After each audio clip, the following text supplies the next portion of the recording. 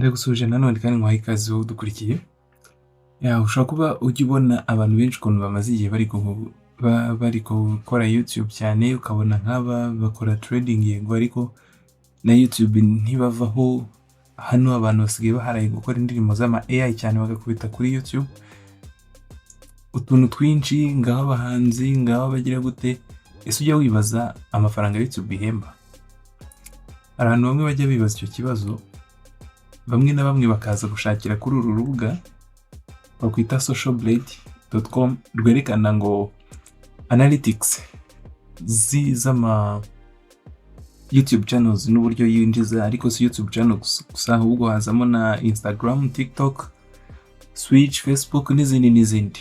Total creators nyine urabona ko babagiyeho benshi kabisa. Hano uzi username ntabwo washaka platform hano ngo yibure. Ibi bintu ariko ushobora kuba ubyumva rimwe na rimwe nk'ukuri cyangwa ukabyumva nk'aho atari ukuri, ariko reka twivugireho gato ku kuri kw'ibi bintu. Ukuri Dore uyu muntu ngo ni umwe mu bantu binjiza amafaranga menshi kuri YouTube. Reka turebe cyane ukuntu ihagaze.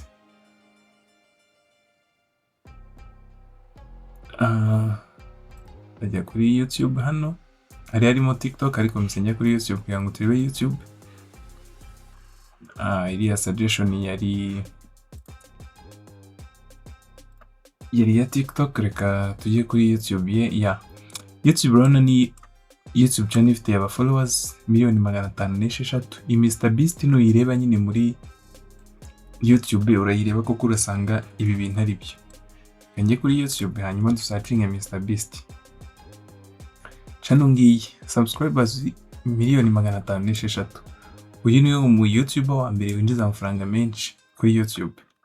Ajya uploadinga rwose video, views abari views nyine urabona nawe iminsi 6,57,000. Urabona ko nyine views abana zifite koko kwinjiza amafaranga menshi bifite shingiro. Izi ni total views afite 132. Video amaze uploadinga video 991. Ya create YouTube ye muri 2012. Urabona ko niwe ufite iranka rya mbere kuri SB rank. Niwe ufite iranka rya mbere, subscribers rank niwe wa mbere.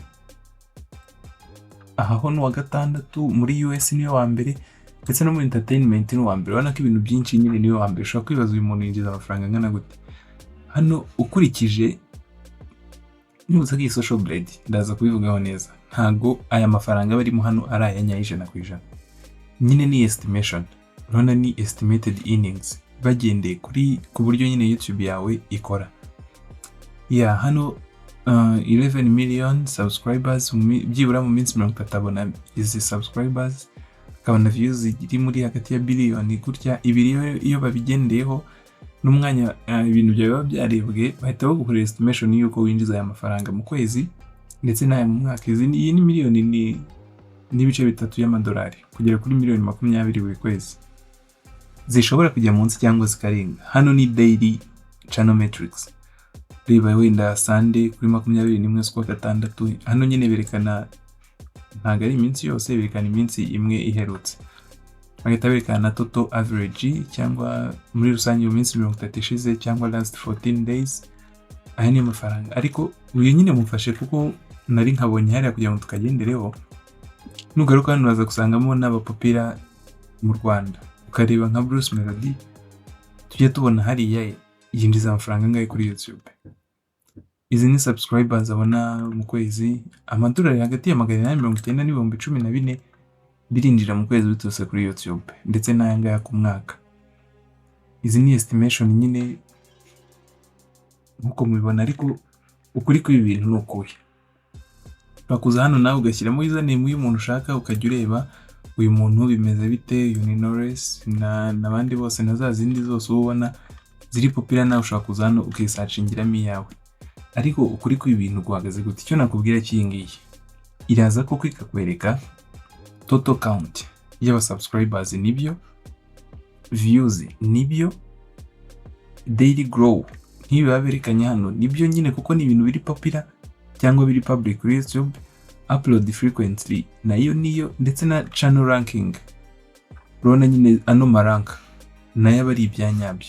Nk'iri mu Rwanda rwose kuba yaba ari uwa kabiri mu Rwanda ntabyo ni ibintu byumvikana ko nureba uraza gusanga zino channel nyinshi zitari mu Rwanda. Reka turebe nka Tom Close wenda randomly, kaza gusanga YouTube nyinshi nyine ntago ziba zanditse mu Rwanda kubera impamvu aba creators benshi barayizi. Izi zose ziri mu Rwanda, ariko reka turebe wenda nka Bamenya series n'urugero, nayo nyine nyifashe gutyo randomly, kaza gusanga iri muri US, ntabyo mu Rwanda. Ibi ngibi rero nubireba uzasanga ari byo koko, ariko nujya nko ku bindi bintu bijyanye na earnings ntabwo uzasanga ari byo, kubera ko hari ibintu no platform ya social media itazamenya. Niba ntabyizigira imenya rwose niba channel yawe iri monetized cyangwa itari monetized. Hanyuma ibijyanye na CPM cyangwa RPM, iyi ntabwo izigera ibimenya. RPM na CPM nyine n'ibijyanye n'amafaranga aba advertisers bishyura kugira ngo bamamaze kuri video zawe, ari nagira uruhare runini mu kugira ngo YouTube iguhembe. Ibi wenda tuzabivugaho. Hanyuma aho aba viewers baturuka, niba iri kwerekana ngo ugira izi views mu minsi 30, kwa Bamenya birashoboka, ariko ntago izabigenderaho yego, ariko ntago izigera ivuga ngo izi views zaturutse hehe, kandi nacyo ni ikintu gikonta. Ikindi itagireba ni sponsorship income, ntago igireba sponsorship income. Niba ugira ama sponsors kuri YouTube ntago izigera ibireba kugira ngo nabyo bishyire muri ano mafaranga, harimo abo navuze ngo ashobora kuba menshi cyangwa kanaba makeya. Ikindi merchandise sales ntago izigera ibirebaho, ibijyanye na membership cyangwa ama super chats, ibyo zose ni features nyine z'uburyo YouTube ihembamo, ntago iyi ngiyi izigera ibireba. Ndaguha urugero, wenda turebe n'indi channel, kandebe nk'iyi ngiyi, nimba ndibuze kuyibona. Iyi ntago ndi kuyibona neza ya nyayo, ariko wenda kamfate iyo ari yo yose mbonye. Dukomeze dufatireho urugero hano. Uyu muntu ni mu Rwanda, nureba n'undi wo muri US uzasanga ariko bimeze. Bivuze iki? Hari channel ebyiri hano tugiye gukompara. Channel ya mbere umuntu yikora ibintu bijyanye na finance, yigisha nyine ibintu bijyanye n'ubukungu. Views ze nyinshi zituruka wenda muri USA n'urugero. USA turabizi ko niba uri mu YouTuber rwose ugomba kuba ubizi ko USA haturuka amafaranga menshi. Akora video ndende. Uyu muntu ushobora gusanga mu kwezi views abona, niba wenda abona 1 million views mu kwezi, nkuko nguko hano byari bimeze wenda kuri uriya tumaze kureba hariya hahise. Niba hano afiteho nka views imwe mu kwezi, Bamenya niyo twari turi kureberaho urugero. Reka mugarureho gatoya.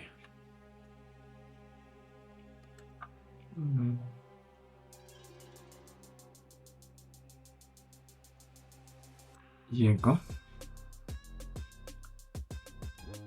Niba ari nk'uyu nguyu ubona izi views, ariko akaba akora content zijyanye na finance, akaba abona views ziturutse muri USA, ushobora kuzasanga ari hagati y'8,000 n'ibihumbi 20 wenda gutyo by'amadolari ku kwezi. Bitandukanye n'umuntu wikorera ibintu bya memes cyangwa entertainment, akaba yibonera views ziturutse wenda muri low CPM countries nk'u Rwanda. Rwanda rurimo rwose, cyangwa Abarundi, cyangwa nyine ibindi bihugu bifite CPM zitari hejuru. Ibihugu bifite CPM ziri hejuru nabyo turabizi, turaza wenda kubivugaho gatoya. Ugasanga hanini yikorera du shorts videos, uyu ushobora gusanga atanarenza amadolari 1,000, kandi views zingana ari miliyoni views, byose bingana.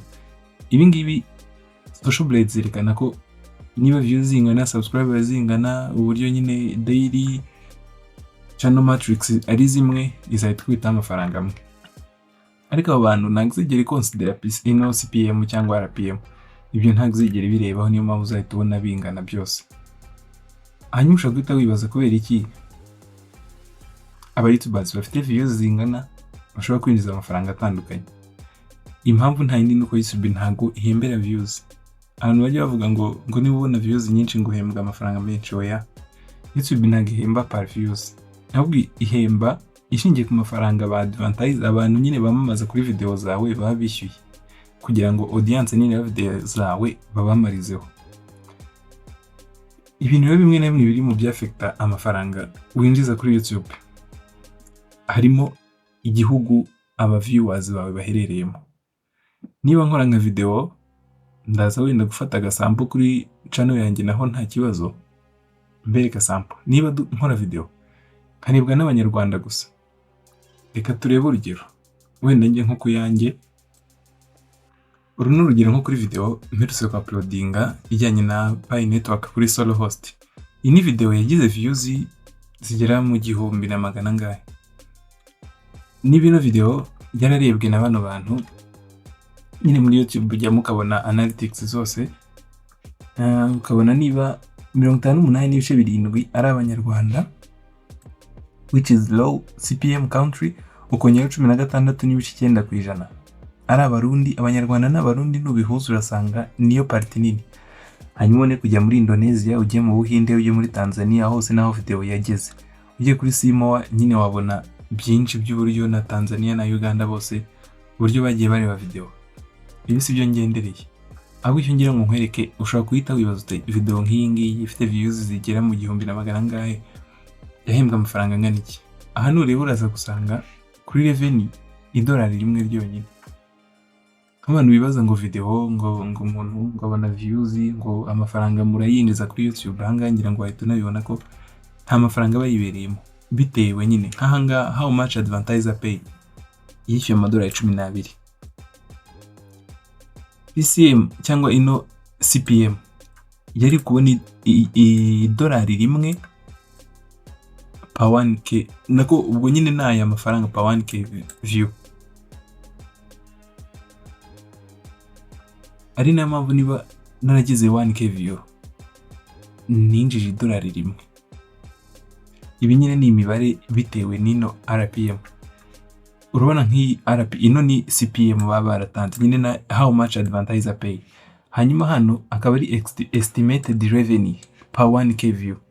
Bivuze ngo revenue per 1k view ni RPM. Hanyine byose urabyanaliza ukabona amafaranga ugomba kuba warahembwe. Nitujyana kuri overview, araza gusanga 1.1k. Watch time ngiyi irahari. Subscribers yinjije ndetse n'amafaranga yinjize byose birajyana, bijyanye nyine how much bitewe naho video yaturutse. Bitandukanye nuko iyi video yari kugira 1k view, ariko audience mfite hano atari ya indi twabonye wenda ari nka USA. Ahanga ushobora gusanga RPM yari kubirenza $12. Niba ari nk'amadolari wenda $120, gusanga kuri 1k view mfite $12 ni urugero cyangwa 10. Umva ko hano harimo difference nini cyane. Hanyuma icyo ni kimwe. Icya kabiri, content niche, iyi nayo irakonta ibyo ikoraho. Niba nk'umuntu nk'uyu nguyu wamenye series wikorera advertisement, atandukanye n'umuntu wameze gutya ukora ibintu bijyanye wenda na finance cyangwa business cyangwa software. Urugero Coach Gael, iriya channel y'aba VIP TV, ushobora gusanga ndebe niba ndi bubashe kuyibona hano, ni kubera yivugira ku bintu bya business n'ibintu by'iterambere nyine. Ushobora gusanga amafaranga yinjiza mu kwezi aruta cyane umuntu bahwanyije subscribers cyangwa unazimurusha, cyangwa umuntu unamurusha views. Nawe yibereye muri US, muzabibona ko channel nyinshi zina nyine ziba zibereye muri US. Ariko ahangaha ntago social blade izabimenya, izamwihera make nyine ko wenda hwanye n'ibingo, ariko nusanga views zinaturuka kure, ugasanga yifitiye amafaranga menshi kurenzaho. Abantu bakora ibintu bijyanye na finance, business, software, technology, aho ngo binjiza amafaranga menshi kuko baba bafite high advertising rate ugereranyije n'abantu bakora entertainment cyangwa memes. Ikindi kintu ni viewers age and interest, ibijyanye na ibijyanye na gutya wenda ngo abantu barebye video zawe bari mu yihe myaka. Nkanjye niba wenda 42% barebye video bari hagati y'imyaka 35 na 44. Ibi nyine bijyanye na account wakoresheje ureba video, iyo email wakoresheje. Urabona nyine uri murandika email ushyiraho amatariki y'amavuko, nibyo bakontorora bareba nyine ngo ufite imyaka ingahe uri kureba video. Niyo mpamvu sometime nushyiraho nka age restriction video zawe nyine zizarebwa n'abantu wahisemo gusa. Ariko nka niba abantu benshi barebye video zanjye ari aba, amafaranga nzishyurwa atandukanye n'abantu bazaba bari kuyireba bari hano, cyangwa se ushobora no gusanga nk'izi ngizi nta bantu benshi banazamamazaho, ugasanga amafaranga winjiza ni make cyane, kubera ko nyine se ntituri bujye kwamamariza ku bana b'imyaka 13 b'abatini, aho nyine views ziba zabuze ndetse na interest. Niwumva tubasaba wenda ngo siga like, shyiraho comment, ntukagire ngo nyine ni ibintu biri aho gusa, ahubwo aba ari ibintu by'umumaro.